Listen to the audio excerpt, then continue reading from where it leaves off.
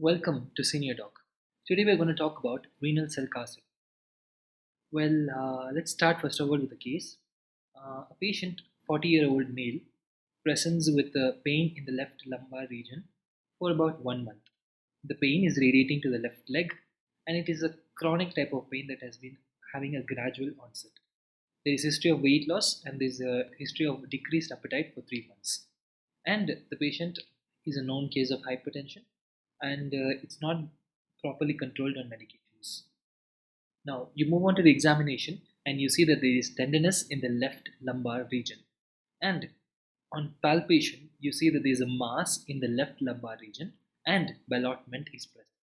Now ballotment is a classical sign of a mass that is the kidney. Okay, that is a mass arising from the kidney. So that is the mass that shows ballotment. So this is suggestive of a mass in the kidney. So the first thing you're obviously going to do is the patient has pain abdomen and their feature suggestive of a mass. So most probably you're going to go for an ultrasound. Now the ultrasound basically just shows cystic mass in the left kidney of size 3 into 4 centimeters on the upper pole of the left kidney. So this is a mass in the left kidney. Now this is most probably some kind of a carcinoma, right? Or it might be cystic lesions. Okay, so now cystic lesions are pretty much common in the kidneys, but it might be also a carcinoma. So you move ahead and you take a CT. Now this is what the CT shows. Okay, again this is the left kidney, and in the left kidney there is a cystic mass, and it is in the upper pole. This is almost close to the liver, so this is almost the upper pole. Okay, so this is basically what you find. Okay. Now, you think this is mostly suggestive of a renal cell carcinoma. Okay. So now the workup involves, looking for secondaries. Okay. So what you do, you take a chest radiograph and you detect lung secondaries. Okay. So that is because that is the most common site of secondaries, and it can also, go to the bones. So you have to do an isotope bone scan. Now, it can also go to the lymph nodes, but the CT will actually show the involvement of the lymph nodes. So you don't need a particular investigation for that. It can also go to the liver, so you need to do liver function tests. Okay. Now, paraneoplastic syndromes are a teletime, symptom that occurs along with renal cell carcinomas. Okay. So you can have hypercalcemia. So for that, you need to, look up at the calcium levels. You can have polycythemia, anemia, or hypertension. So you need to check for those symptoms or those respective laboratory investigations to see if they are there. Okay, so this is usually the workup and how the case usually presents. So this is a typical case of a renal cell carcinoma. So from here we move on into the topic and we talk about renal cell carcinoma, which is basically otherwise called as hypernephroma or Gravet's tumor.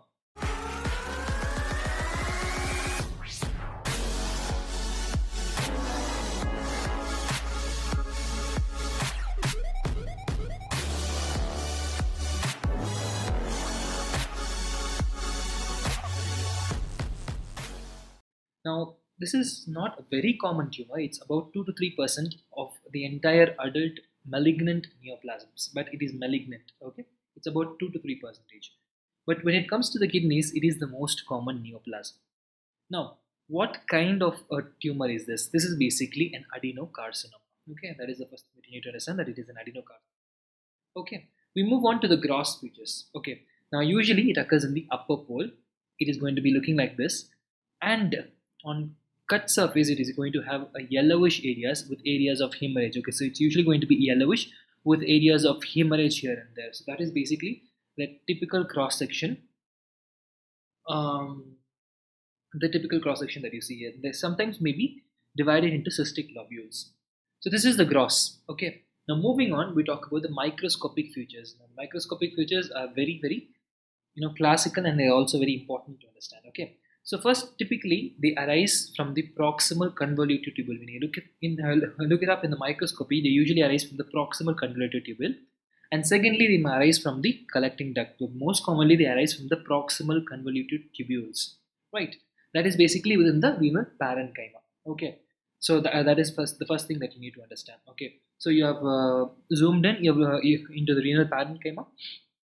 In the parenchyma, You're zooming in further to look at the proximal convoluted the PCTs, and in the PCTs, that is where you're basically going to find this, right? Now, the cell type, based on the cell type, you can classify them into five types. Okay, clear cell carcinomas, papillary renal cell carcinomas, chromophobe type, collecting duct type, and renal medullary carcinomas. Now, clear cell type is basically, each of these types basically have different aberrations. Okay, so they may have a genetic component to it, or they may be sporadic, which we'll talk about later. But there are going to be certain genetic abnormalities that are going to be seen in each of these different types. Okay, now this clear cell carcinoma usually results from chromosome 3 abnormalities. Okay, and is associated with a gene that is called as VHL gene. Okay, so the syndrome that occurs, okay, the syndrome that usually happens that consists of renal cell carcinomas and a number of other clinical features. Now, this syndrome is basically what we call as von Hippel-Lindau syndrome, and that syndrome is occurring due to the defect in VHL gene. Now, what does the VHL gene do? The VHL gene is a part of a ubiquitin ligase complex. Let's not complicate it. Okay, basically what happens, the VHL gene encodes the VHL protein. Now, what is the VHL protein? It is a transcription factor for HIF1. Okay, so hypoxia inducible factor. So a gene that encodes into a protein, that protein is basically a transcription factor for hypoxia inducible factor. Okay, that is that hypoxia inducible factor is required for the cells to react to hypoxia. The name indicates itself. Okay, so that is the VHL protein. Now that is defective here, and that is why we have the von Hippel-Lindau syndrome. Now, the von Hippel-Lindau syndrome is a group of symptoms or group of conditions in which one of them is clear cell carcinoma. Okay, the clear cell carcinoma basically histologically is going to look like this. Okay, they are going to have a clear cytoplasm with a nucleus. Okay, so they look like they are clear inside. That is what they call as clear cell carcinomas, and this is the most common histological type. Okay, then we have what is called as the papillary renal cell carcinomas. Okay, now here this is basically because of aberrations in the chromosome 7, 17, or Y chromosome.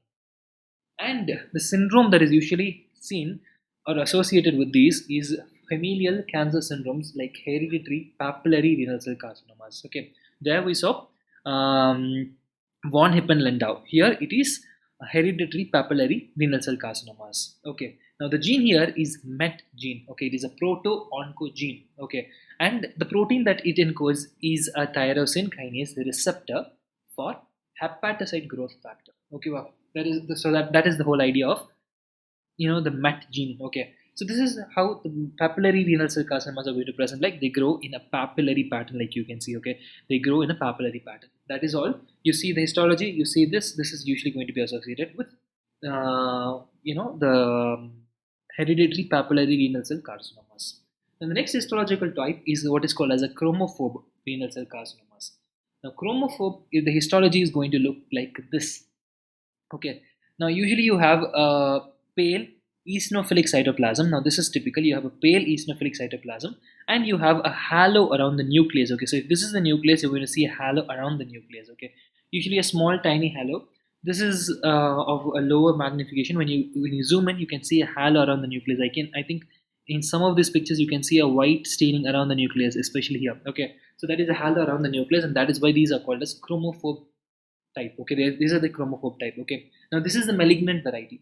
The same thing, the benign variety is called as an oncocytoma. Okay, and it's very difficult to differentiate between a chromophobe and an oncocytoma. Now usually these are seen due to defects in the BHD gene. Okay, and what does that gene encode? It encodes the protein that is called as folliculin.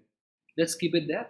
Let's not dwell into what the folliculin does. Okay, so it basically encodes the folliculin protein, and the gene is the BHD gene. Now, why do we call it the BHD gene? Because this, condition is a part of a syndrome that we call as Dubé syndrome. Basically we call it as Dubé syndrome, but the full form is Birt-Hogg-Dubé syndrome. That is BHD. Okay, Birt-Hogg-Dubé syndrome, which again includes a number of conditions, out of which one may be a chromophobe renal cell carcinoma or an oncocytoma.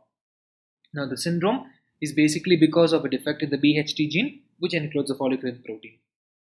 And if a renal cell carcinoma occurs in that time, this is how the histology is going to look like. Okay, now that is the third histological pattern.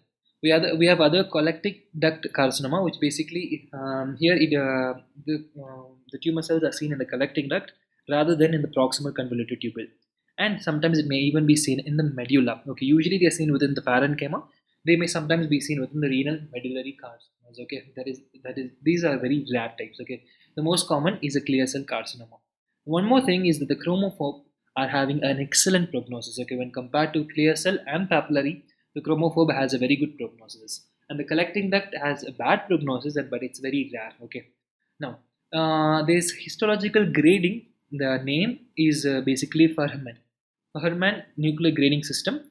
Okay, that is the histological grading for renal cell carcinomas. Okay, so this is the basic understanding that you need to have for the pathology of renal cell carcinomas. Now, moving on, we talk about the risk factors. Now, risk factors are usually, we have most of the cases are going to be sporadic in nature.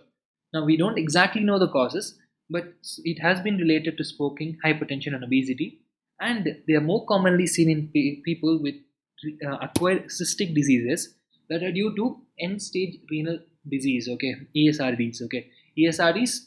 You have cystic diseases that might progress to renal cell carcinoma.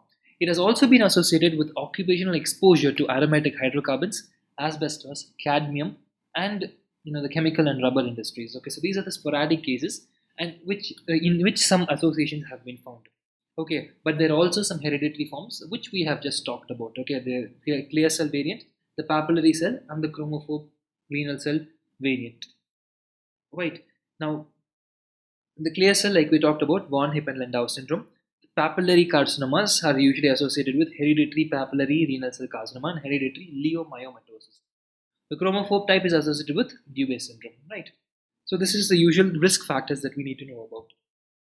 Now moving on, we talk about the spread. Okay, the most common site of metastasis is the lung and also to the retroperitoneal lymph nodes. Okay, the spread can either be of a vascular type or a lymphatic type. When you talk about the vascular, okay, so usually what is going to happen, it grows into the renal vein. Now this is a typical feature of the renal cell carcinomas, that they have a tendency to grow into the renal vein and even into the inferior vena cava. They can grow inside, and then they are swept into the circulation and they end up in the lungs.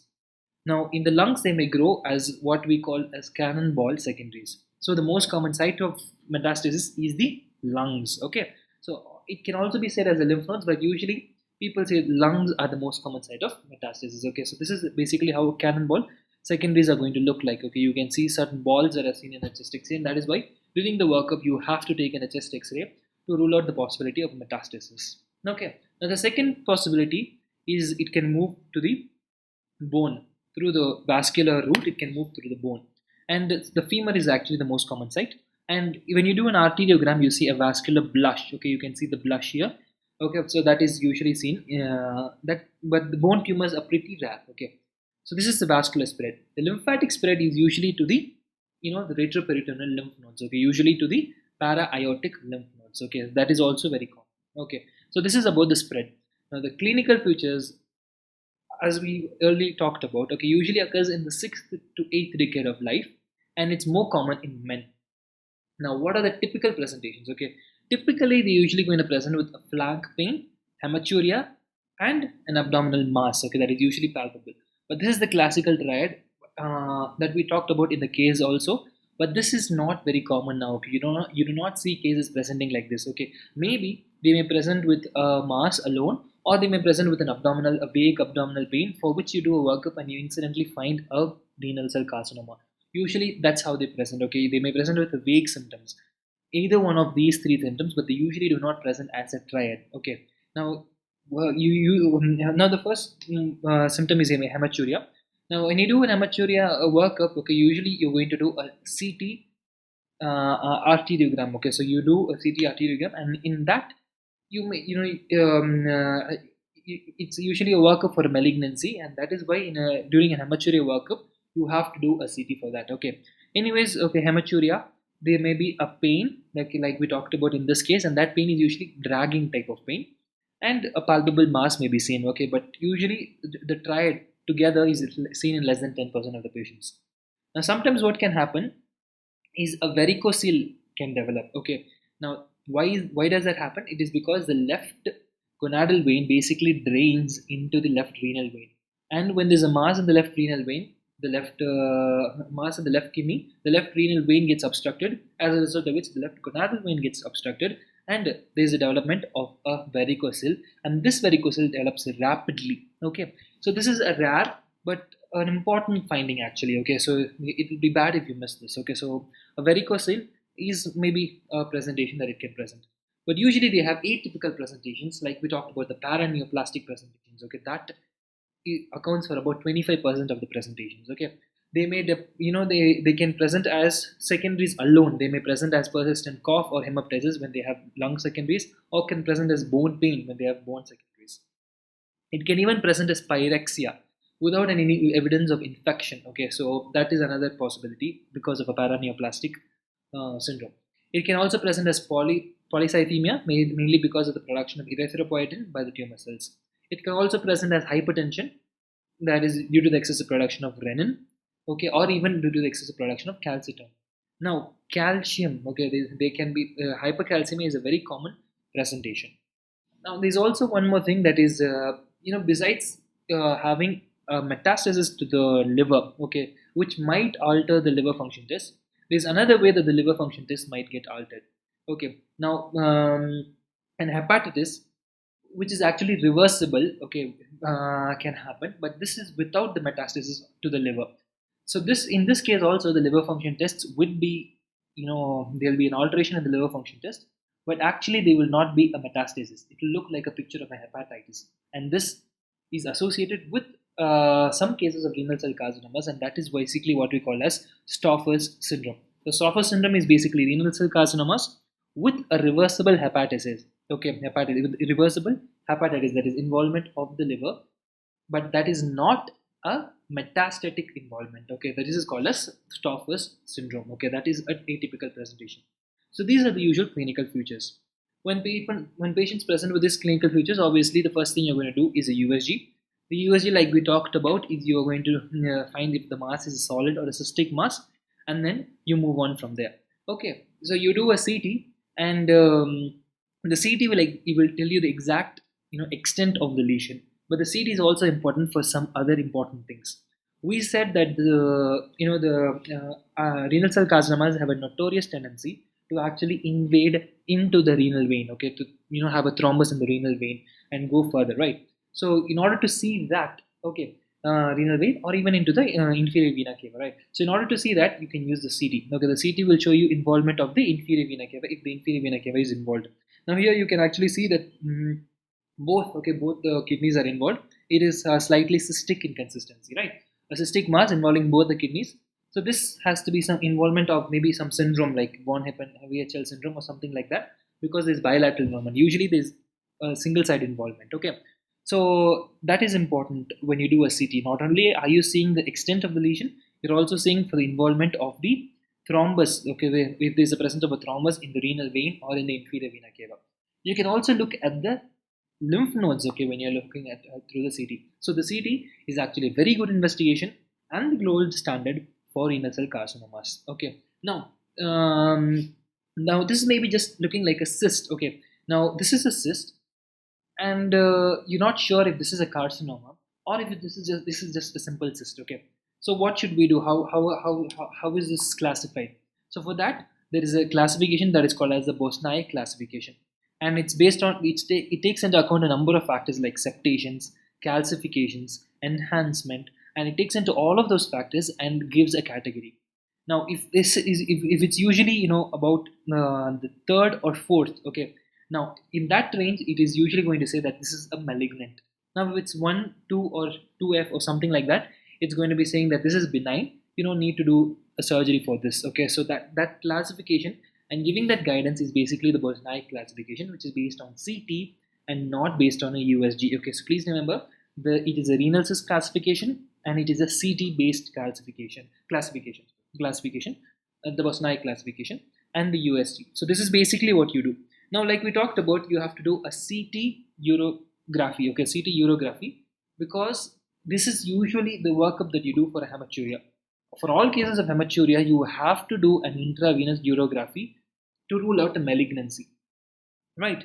Okay, so you can actually uh, you have to do a urography and a number of other things, okay, for to rule out malignancy. That is, one is a CT urogram, two is a urine cytology, and three is a cystourethropy, maybe because it might be in the bladder or a urethral pathology. So this is basically the workup for hematuria, and in that also, you can find out that this is a malignancy.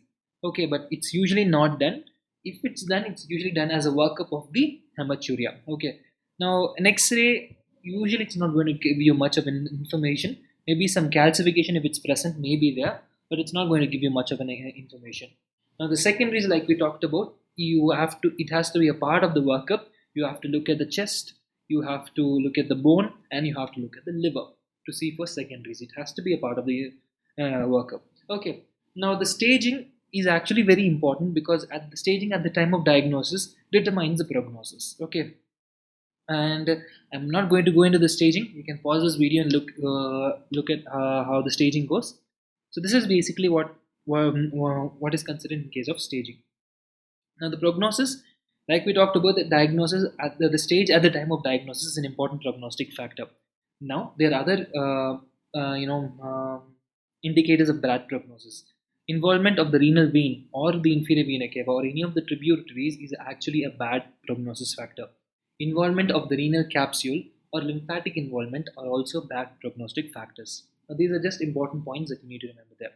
Now the treatment is actually really, really huge. Okay, it takes into account a number of factors. Okay, now adenocarcinomas usually do not respond to radiotherapy or chemotherapy, so the only option you have is surgery or maybe some hormonal or targeted therapy. You cannot do a radiotherapy or a chemotherapy. Okay, now you can go for renal ablation. Okay, renal ablation means just removing a small portion of the liver, the small portion of the kidneys.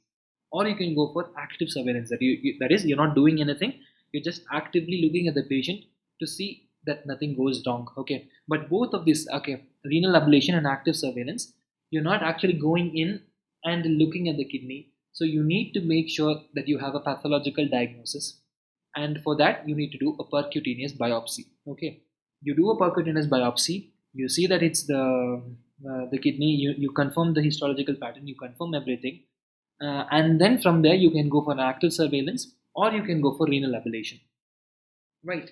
So for active surveillance, when can you do active surveillance is basically if the mass is less than 3 centimeters, and that has been incidentally discovered. Okay, when you're doing a routine CT for some other purpose or a routine USG for some other purpose, and the patient does not per se have symptoms related to this, you find the mass incidentally and the mass is less than 3 centimeters, or if the patient cannot tolerate a surgery or an ablative therapy, then in these cases you can go for active surveillance.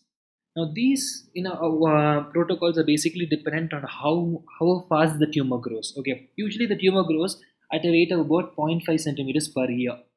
Okay, and usually they have a lesser tendency to metastasis. So what happens is the protocols based on this are basically they say that you have to undergo imaging for every 3 to 6 months. Okay, so in that range you have to undergo the surveillance. CT scan has to be, imaging has to be done, and once it attains a stable size, then it can be extended for 6 to 12 months once you can do surveillance. Okay, so this is basically in which you're not doing anything, you're just actively looking at the patient to see that the mass does not grow or worsen. Okay, that is basically what you're doing in active surveillance.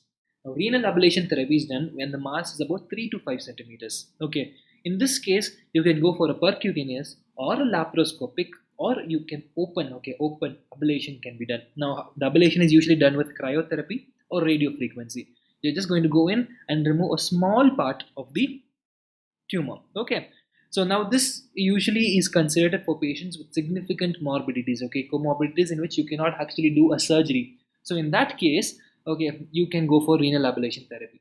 Okay, you mostly 3 to 5 centimeter masses with significant comorbidities, you can go for renal ablation therapy, but you're not going to get very good margins. Okay, so it's not very preferred, but it's coming up, and maybe it might be the future of this. Okay, but usually the therapy that we have followed for years is extirpative surgery. That is basically you're removing you're opening and you're removing the tumor. Okay, now this can also be done laparoscopically. Opening, as in the sense you're reaching the tumor and you're removing the tumor. Extirpative surgeries. Okay, now this can actually only be done when the tumor is localized to the kidneys. Okay, that is, it is within the Gerota's fascia. Only when it is within the Gerota's fascia, or it is non-adherent to the renal vein. Okay, then only you can go for an extirpative surgery. That is basically which stages, that is T1, T2 and T3A. Okay, only in these beginning stages can you do an actual surgery. Okay, now this is basically, you can do two types of surgery, mainly a partial nephrectomy or a radical nephrectomy. Now partial nephrectomy or nephron sparing surgery is only for about T1 tumors. Okay, T1 tumors in which you're going to remove a part and then you're going to suture the remaining. Okay, so that is only a partial part of the kidney is removed. Okay, that is partial nephrectomy. Now, it's usually done for T1 tumors. Okay, this is one type of surgery that can be done. The second is a radical nephrectomy. Radical nephrectomy involves removing the entire thing. Okay, you're removing the adrenals, you're removing the kidney with the Gerota's fascia, you're removing the proximal ureter, and you're also clamping these vessels. Okay, you're clamping these vessels. This is basically what is going to happen. Now, sometimes the adrenals may be left. Usually, before the adrenals were removed. Nowadays, the recent trend is that the adrenals are left in situ. Okay, they're left in situ. So this is basically radical nephrectomy. Okay, now, but there is a risk here. Okay, the patient can go for, there's no renal function. The opposite kidney can go for CKD, or it can go for, renal. It can have an overload and go for loss of renal function. So you always have to take care and always try to do a partial nephrectomy. Okay, only when you cannot do that do you go for radical nephrectomy, right? Okay, now what are the steps that are usually followed is basically nephrectomy with removal of the perinephric sac. That is basically what is done. Okay, the incision may be a loin incision or an upper abdominal incision. Now, when the mass is usually large, okay, it might even involve there might be a thrombus or something. In that case, you need to have an upper abdominal incision so that you can actually have access to the inferior vena cava and the renal pedicle also. So it depends upon the type of surgery. You can have your type of incision. Okay, usually a loin incision is preferred. Sometimes an upper abdominal incision is preferred. So you have done the incision. You go in, and the first thing that you do is ligate the artery. Okay, ligate the artery. The vascular pedicle should be ligated before the kidney is mobilized. Why? Because if you mobilize the kidney, what can happen? You can actually send a thrombus into the circulation. So ligate the vascularity. The artery and the vein should be ligated. And once ligated, okay, you have to go for removing the entire kidney. And this is actually also advantageous in ligating the artery because the much of blood supply is, the blood loss is not going to be there. Okay, so that is the second step that you have to do. Then what you have to do is you have to palpate the renal vein. You palpate the renal vein and you see if there are any tumor in its lumen. The thrombus, if it's there, you're going to see. Now the renal artery is divided and the kidney is mobilized. Now you're going to cut this area and the kidney is going to be removed. Then the ureter is traced as far as it is safe, and you're going to cut here and remove it. So this entire thing, end block, is removed. Now sometimes the adrenal gland may be left in situ, sometimes it's removed. It depends upon the involvement, but most of the times the adrenal gland nowadays is left in situ. Okay, so this is the steps that are usually followed in case of a radical nephrectomy. So this is basically the basics of an extirpative surgery. Now targeted therapy, I have not gone deeper into the treatment and what are the different kinds of drugs that are given. Okay, now this is basically for advanced or metastatic diseases where it's basically rehabilitation. You cannot do much. In that case, you're going to go for targeted therapy. And I've only talked about the targets here. Basically, it is vascular endothelial growth factors and a target of rapamycin. These are the targets. There are many medications and there are newer ones coming soon. And that is an area of recent advances that you need to look through. So this is basically the treatment of renal cell carcinomas, and this is the entire renal cell carcinomas in a nutshell. Thank you.